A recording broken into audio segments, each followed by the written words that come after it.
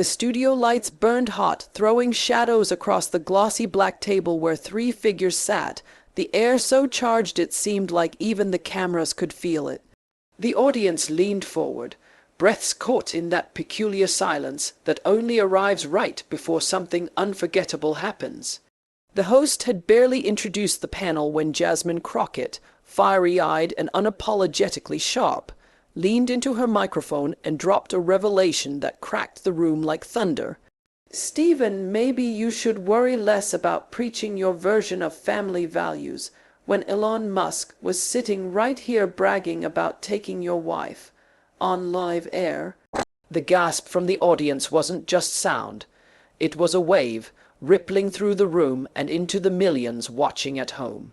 Stephen Miller, the former senior advisor whose reputation rested on icy control and ruthless precision, suddenly looked human in the worst way possible.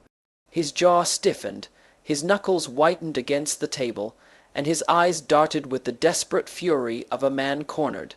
For the first time in years, Miller didn't have a script.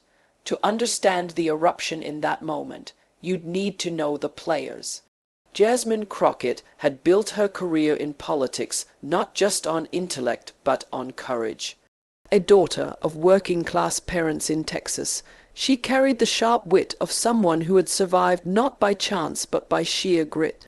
She knew how to cut through arrogance with the precision of a scalpel, and she carried herself with a mixture of elegance and fire that commanded attention. Behind her confidence, though, was a constant battle every word she spoke on air came with the knowledge that people were waiting for her to stumble, to prove her unworthy. That pressure only made her sharper. Stephen Miller, on the other hand, had long embraced being the villain in America's political theater.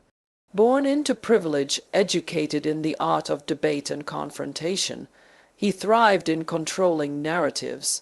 But beneath his icy exterior lived a boy who had been dismissed too many times, who learned early that anger could disguise fear.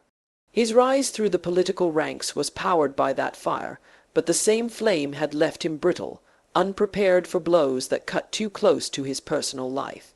And then there was Elon Musk, a character larger than life, both visionary and reckless, who danced between genius and absurdity with ease. To him, the controversy was oxygen. He had walked into that studio with his usual air of chaotic amusement, fully aware that even his offhand jokes would dominate headlines. What he hadn't expected was to become the grenade Jasmine would pull the pin from to rattle Stephen Miller to his core. The revelation was rooted in a late-night interview Musk had once given, where in his typical cavalier style he hinted at an encounter with a political spouse. It had been dismissed as a drunken boast, a strange Muskism, but Jasmine, with her lawyer's precision, brought receipts, citing transcripts and footage the public had long ignored. Suddenly an old rumor was reborn as undeniable fact. Miller's fury rose like a storm tide. "This is slander," he spat, voice cracking with both rage and humiliation. "You sit there, smirking, while you drag my family into your circus. You have no respect, no decency." The host tried to intervene, but Jasmine's voice cut through, calm but devastating. "Respect, decency. You built your career telling America who deserved dignity and who didn't. Maybe tonight you can taste what it feels like when someone decides you're not untouchable." The first subplot bloomed in that silence, the tension between power and truth in American media. While Miller battled to contain his personal implosion, the audience online erupted, clips spreading across Twitter, TikTok, and cable news within minutes. Suddenly it wasn't just about a scandalous affair. It became about hypocrisy, about whether leaders who dictate morality deserve privacy when their own lives crumble. Meanwhile, another thread unfolded backstage. Jasmine's aide, a young producer named Michael, watched with growing unease. He had idolized her courage, but he also saw the toll moments like this took. He remembered her confessions during long prep nights, that every time she stood up to men like Miller, She risked not just her reputation, but her safety. Michael's subplot was quieter but no less powerful. The struggle of the next generation, trying to decide whether courage was worth the cost in a world that punished truth. Tellers more than liars. As the debate spiraled, Elon Musk chuckled uncomfortably, finally breaking his silence. "Look, Stephen," he said in that awkward cadence that made his words seem half serious, half mocking. "You can rage all you want, but Jasmine's not wrong. I did say those things, and honestly, you politicians take yourselves way too seriously. The world's burning, AI taking over, rockets are exploding, and you're mad about your personal drama. Maybe focus on the big picture."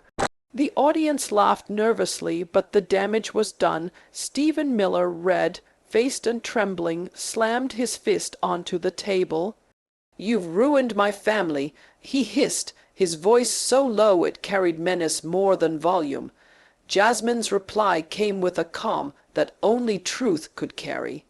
"No, Stephen, you did that the moment you chose power over honesty. The rest of us, we're just holding up the mirror." The climax hit with silence heavier than any shouting could bring. Miller, once the man who had engineered fear into political strategy, sat broken, undone not by an enemy's plot, but by his own refusal to face truth. The cameras captured every flicker of shame, every shadow of rage. In the aftermath, the resolution unfolded not in a single moment, but in ripples. Miller retreated from the spotlight, his career marked by the stain of humiliation he couldn't erase. Jasmine, though celebrated, faced waves of criticism for being too harsh. A reminder of the double standard women in power still endured. Elon Musk, he carried on with his usual chaos, untouchable in a world that seemed to forgive him everything. But the deeper lesson lingered, not about gossip or scandal, but about accountability. The story wasn't really about who had done what behind closed doors.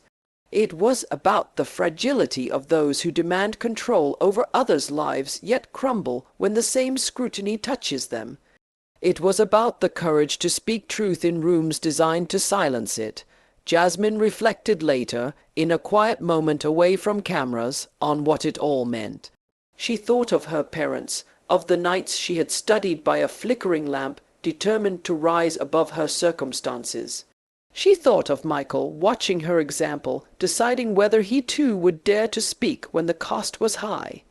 And she thought of America itself, caught in the tension between spectacle and sincerity, craving heroes but too often cheering for villains. Her voice in that studio would echo longer than anyone expected, not because of scandal, but because it revealed something raw and necessary, that power without truth is hollow, and that sometimes the most dangerous act is simply to tell the world what it doesn't want to hear. And so, the lesson left behind was both sharp and inspiring. No matter how tightly the powerful clutch their secrets, the truth has a way of breaking through. And when it does, it reminds us that dignity belongs not to those who hide from shame, but to those brave enough to speak with clarity, even in the storm.